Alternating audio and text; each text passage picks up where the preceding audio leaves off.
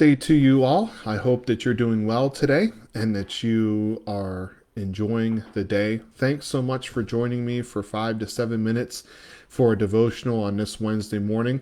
Today's the day. Today's the day we finish the Psalms of Ascent. So thanks for hanging with me for the last 15 days.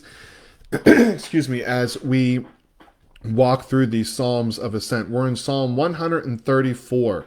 So if you're looking for a title for this psalm, it's Remembering Those Who Serve in the Church. It's only 3 verses long, but it packs a lot of truth, and it's a good reminder. This is going to be a one that is high on application, or we're going to be able to leave here being able to do something and be encouraged to be able to act upon our knowledge. Excuse me. I'm struggling this morning. Psalm 134 is written to the priest or to the Levites. It was those that were working in the church. It is those that minister in the church. It was probably the author was probably one of the worship leaders, or it could have possibly even been the high priest at the time. Psalm 134 is a blessing to those who are servants or who serve the Lord.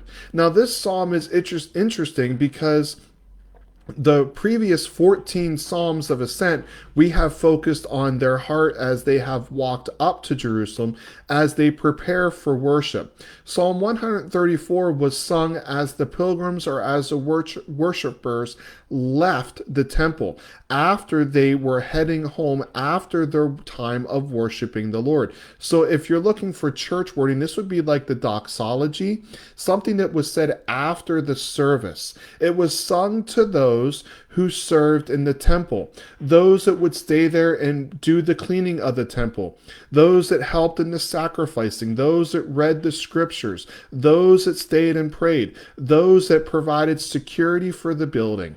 And it would be the full-time or part-time servants or volunteers. In today's terms, they would be the pastoral staff. They would be the secretaries. They could be the worship leader, the greeters, the custodians, the ushers, and the list can go on and on of those who are paid to work in the church, and then those who volunteer in the church.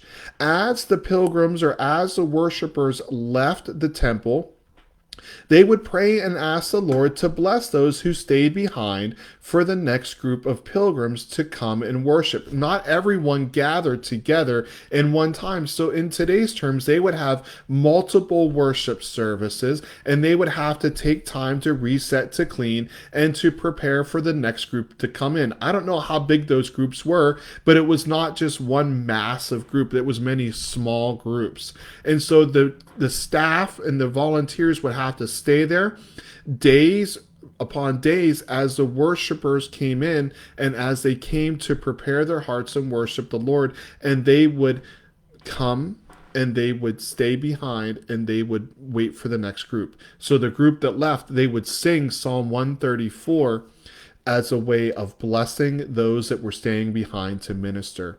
We often forget that once the worship service is over, we stand up and we leave, but sometimes the ministry has just begun for the staff of the church. There's follow-up to be done. There's questions to be answered. There's clarifications that need to be made. There's counseling that needs to be done for those that were stirred by what they heard, for those that want to take action. That's when the ministry, the one-on-one ministry begins. There's the cleanup of the building. If you're in a room that you can't leave everything set up, there's the tear down of the stage. There's the lights that are turned off, the heat that's turned off, the air conditioning that's turned off. There's all these steps that need to happen. And the Psalm 134 are the folks blessing the servants, blessing the ministers that stay behind and make sure all those details are taken care of. Verse 3 is an interesting verse. There's 2 different ways to look at it.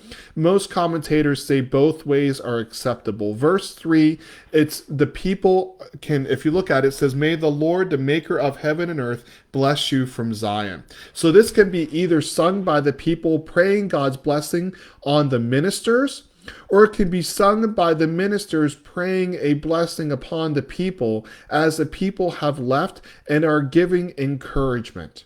Now, sometimes, I have 2 quotes for you. Sometimes what happens is we can be so busy working for God, that we forget to allow God to work in us as ministers. Sometimes we walk into church and we're so focused on all the details and all the moving parts of the service that we forget to stop and worship the Lord. That's what happens in verse 2. Verse 2, the pilgrims say, "Lift up your hands in holy place and bless the Lord." They don't want the ministers in the church to be so busy ministering that they forget to bless the Lord and worship the Lord. So the quote is, I'm taking it from someone, I can't find it, and it says, sometimes the work of God can happen around you, but not happen in you. And so if you volunteer in church, I want you to really listen to that. Sometimes the work of God can happen around you, but not happen in you. We want God to do a work within our own hearts, and then we can have that work come out from out of us as we pour out of our cup what God has filled in. The second thing has to do with encouragement. The second quote has to do with encouragement. We live by encouragement, and we die without it, slowly, sadly, and angrily. We live by encouragement, and we die without it, slowly, sadly, and angrily. How many times have you left a service and you haven't left encouragement? How many times have you left a service and you said encouragement? This is an opportunity that the folks are leaving the temple and they're encouraging the servants, they're encouraging the ministers to keep going. Thank you so much for all you did to help me worship the Lord. There are 4 really specific action steps we can take. I took these from the commentary that I read, and I liked it, so I'm just going to take it right from there. It's the Preacher's Outline Sermon Bible commentary. There's 4 actions to take. First of all, make a commitment to pray for someone who works in your church. Make a commitment to pray for the pastor, a secretary, a deacon, a trustee, an usher, a worship leader, a welcome team member, and the list can go on and on and on. Find someone, paid or volunteer, and make a commitment to pray for them. The second thing is to actually take time and pray for them. Sometimes we say, oh yeah, I'll pray for you, but we forget. So make a list, make a note, put it on your date timer, put it on your calendar, put it on a sticky note in your car as you drive to work, and take time to pray for them. You don't have to pray hours upon hours. Just pray 30 seconds, 15 seconds, a minute. Just ask the Lord to encourage them as they minister in their volunteer or paid position. Take the time to actually pray for them. The third thing is let the person know you're praying for them. Leave them a note, send them a text message, send them a message through Facebook. Call them. Just say, I've been really burdened to pray for you, and I'm going to pray for you on Monday, Wednesday, and Friday. And let them know. Let the person know that you're actually praying for them, and they will be encouraged as they minister for the Lord. The fourth and final step is, I'm going to say, be bold. And when you see them ministering, encourage them. Be specific with your praise. I appreciate those 2 songs and how it went in with the sermon. I appreciate how the carpets are cleaned and they're vacuumed. I appreciate how you stay behind and sanitize the building. I appreciate that there's no light bulbs that are burned out. I appreciate that we have a fellowship and that there's always food available. I appreciate the bulletin. You can go on and on. Be specific with what you appreciate. And then even take time, and when you see them ministering, stay behind, encourage them, thank them for their ministry, and then pray for them right there. So many times we get so busy with life. I'm as busy with it as well. And I say, I'll pray for you. And then the cares of the world take me away and I forget to pray. If someone says, would you pray for me? Take 30 seconds to a minute and pray for them right then and there.